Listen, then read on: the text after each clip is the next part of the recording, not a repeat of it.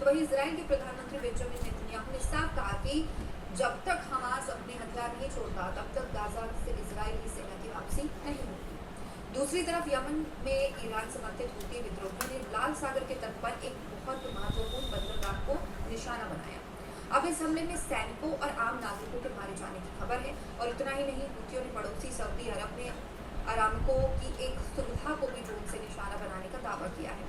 और अब इन सब के बीच दुनिया की सबसे महत्वपूर्ण तेल शिपिंग लाइनों में से एक हॉर्मुज़ स्ट्रेट को लेकर ईरान और ओमान के बीच संभावित समझौते की खबर सामने आई है। लेकिन ईरान ने साथ ही साफ संकेत ये दिया है कि जिन देशों को वो दुश्मन मानता है उनसे जुड़े जहाजों को इस रूट से, इस जलमार्ग से गुजरने की अनुमति बिल्कुल नहीं दी जा सकती।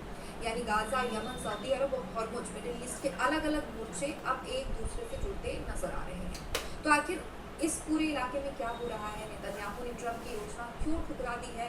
हूथियों ने किस बंदरगाह पर हमला किया? और अगर हॉर्मुज़ स्ट्रेट पर फिर से पाबंदियां लगाई जाती है तो दुनिया के तेल बाजार पर इसका क्या असर पड़ सकता है? भारत पर खासतौर पर इस पूरे घटनाक्रम से क्या असर पड़ सकता है? आइए समझते हैं इसकी पूरी कहानी विस्तार से।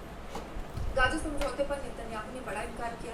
सबसे पहले बात गाजा की करते हैं, जहां पर इजराइल के प्रधानमंत्री बेंजामिन नेतन्याहू ने अमेरिकी राष्ट्रपति डोनाल्ड ट्रंप की ओर से घोषित गाजा योजना को स्वीकार करने से इनकार किया। नेतन्याहू ने कैबिनेट की बैठक में कहा कि इजराइल उस 15 सूत्रीय दस्तावेज को स्वीकार नहीं करता है और उनका ये कहना है कि इजरायली सेना तब तक गाजा से पीछे नहीं हटेगी जब तक हमास वास्तव में अपने हथियार नहीं छोड़